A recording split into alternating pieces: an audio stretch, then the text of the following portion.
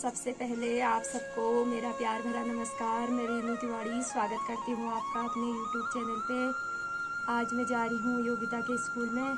वहाँ आज मनाया जाएगा कृष्ण जन्मोत्सव। आज टीचर्स डे भी है। आप सभी टीचरों को हैप्पी टीचर्स डे।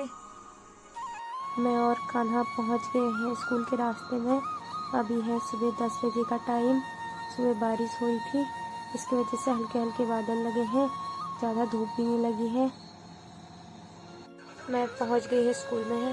ये है आगे स्कूल के आगे का व्यू। अभी प्रोग्राम चले हैं। मेरे जाने तक आधे प्रोग्राम तो हो गए थे, क्योंकि मुझे जाने में थोड़ी सी देर हो गई थी। फिर भी बहुत सारे प्रोग्राम हुए। बच्चों ने बहुत अच्छे प्रोग्राम करे और जनता भी आई थी बहुत ज़्यादा देखने के लिए। दर्शक अभिभावक लोग भी आए थे।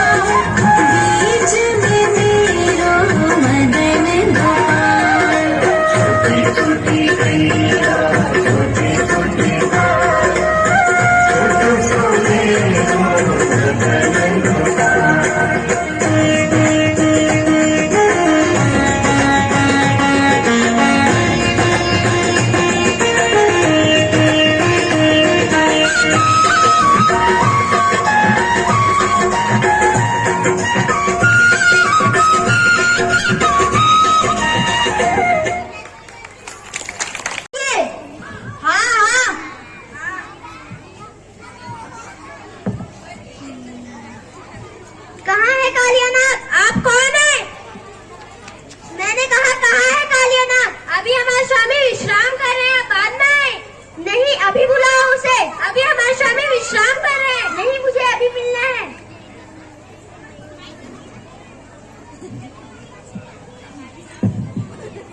कौन है जो मेरी निद्रा में बंद डाल रहा है? मैं नंदलाल कृष्ण। मैं तुम्हें आदेश देता हूँ, तुम अभी यमुना नदी को छोड़कर चले जाओ। नहीं, मैं नहीं जाऊंगा। मैंने कहा चले जाओ। नहीं, नहीं जाऊंगा।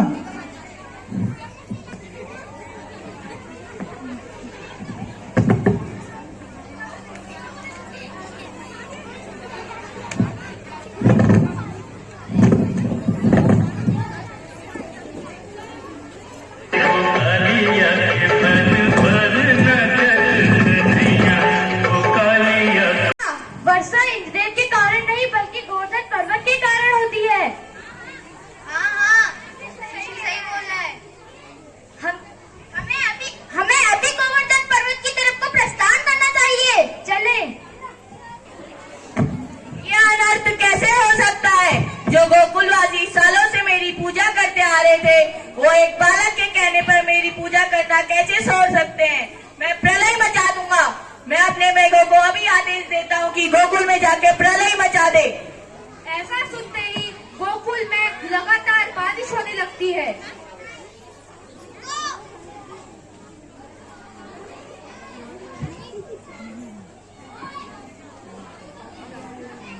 हमें डरने की कोई आवश्यकता नहीं है। हमें तुरंत ही गोवर्धन पर्वत की तरफ प्रस्थान करना चाहिए।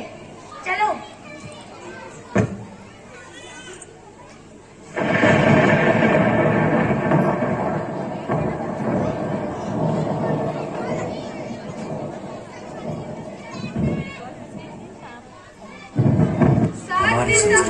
हमारे संस्कार सदा रहे। 7 दिन तक लगातार बारिश ऐसे ही चलती रही। इंद्र का प्रकोप कम न हुआ, पर यह चमत्कार देखकर इंद्र को अपनी गलती पर पश्चाताप हुआ और वे कृष्ण से क्षमा याचना करने लगे। तभी से गोवर्धन पूजा पर्व के लिए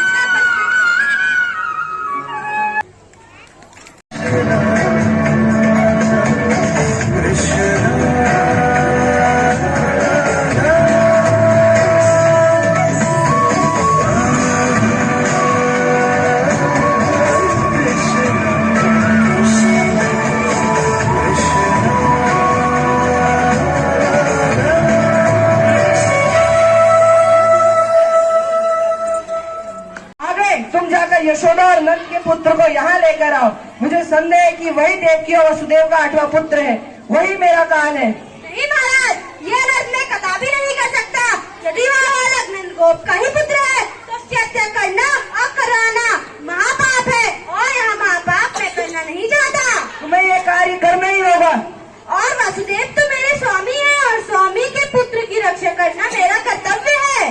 नहीं, नारद मुझे स्वयं बताकर गए थे कि वही देवकी और वसुदेव का 8वां पुत्र है, जिसे वसुदेव उस रात गोकुल में नंद के घर छोड़ आया था और वही जन्मी कन्या को अपने साथ ले आया था। नारद कभी झूठ नहीं बोल सकता। तुम अति शीघ्र जाओ और उन्हें मल्लयुद्ध के लिए लेकर आओ। अगर तुमने मेरा ये कार्य नहीं किया तो मैं तुम्हें मृत्यु दंड दे दूंगा। ठीक है महाराज, मैं आपके आज्ञा का उल्लंघन भी नहीं कर सकता। मैं अभी गोकुल की ओर प्रस्थान करता हूँ। जाओ। कृष्ण और बलराम को ले जाने आया हूँ। महाराज कंस का आदेश लेकर आया हूँ। महाराज कंस कृष्ण को उसकी वीरता के लिए सम्मान देना चाहते हैं। महाराज कंस का आदेश? मगर क्यों? महाराज कंस कृष्ण को उसकी वीरता के लिए सम्मान देना चाहते हैं, यही महाराज कंस की आज्ञा है। नहीं, हम अपने पुत्रों को नहीं भेजना चाहते हैं। वो आपका पुत्र नहीं है, वह देवकी और वसुदेव की 8वीं संतान है। नहीं, ऐसा नहीं हो सकता। कृपया मुझे बताएं कि यहाँ क्या बात हो रही है। नहीं, यह बात मैं आपको नहीं बता सकता। यह बात आपको नंद बताएंगे। यशोदा, अक्रूर जी यह कह रहे हैं कि हमारा पुत्र कृष्ण हमारा नहीं, देवकी और वासुदेव का पुत्र है। नहीं, ऐसा कैसे हो सकता है? वो मेरा पुत्र है, वो मेरा ही पुत्र है। आपको उसको भेजना ही पड़ेगा। आप महाराज का अपमान नहीं कर सकते हैं। कान्हा कान्हा, ये माँ और बाबा क्यों रो रहे हैं? चलो चलो देखते हैं।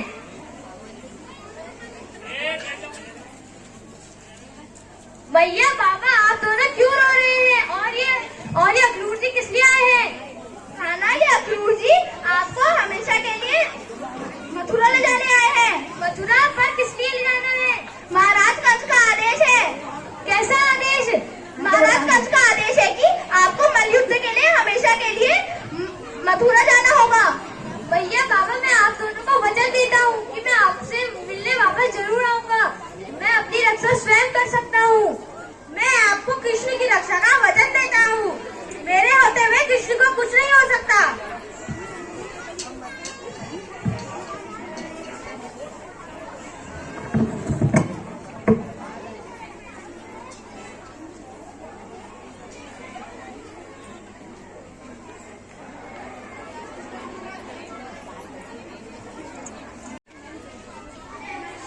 वृंदावन छोड़ के हमेशा के लिए मथुरा जा रहे हैं? हाँ, यह सत्य है। पता नहीं क्यों मैं गौलोक छोड़कर यह वृंदावन चली आई। आप कहते हैं आप सदैव अपने भक्तों और प्रेमियों के वश में रहते हैं। हाँ, जो वो कहे आप सदैव मानते हैं। हाँ, तो यदि मैं कहूँ वृंदावन छोड़कर ना जाए तो क्या आप मानेंगे? यह नहीं हो सकता। सबसे पहले हो गया था डांस। बिछड़ने के बाद हमारी क्या दशा होगी, ये नहीं सोचते। इसी लीला के कारण तो हमारा यह अवतार प्रेम अवतार कहलाएगा। परंतु ठीक है, परंतु तुम्हें मुझे 2 वचन देने होंगे। कैसे वचन? पहला वचन कि केवल स्वप्न में ही नहीं बल्कि मेरे हृदय में भी आपका ही वास हो। और दूसरा वचन? और दूसरा वचन कि मेरे इस धरती को छोड़ने से पहले आपकी चरण धूलि पुनः प्राप्त हो। अवश्य। और तुम्हें भी मुझे एक वचन देना होगा। आज्ञा कीजिए कि अब तुम्हारे आंखों से कभी भी अश्रु ना बहे। यह तो बहुत कठिन है, परंतु मैं वचन देती हूँ यह अश्रु अब नहीं बहेंगे। आज्ञा महाराज।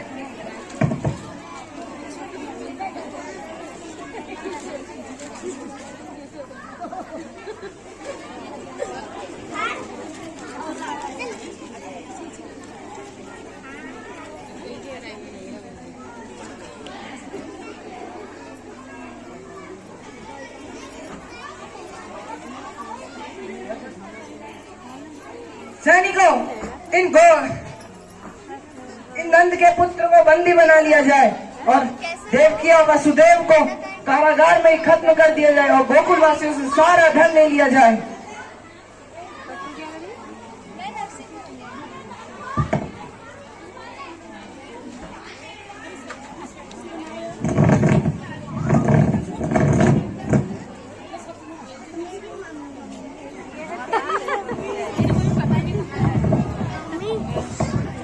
दुष्ट कंस का वध कर दिया।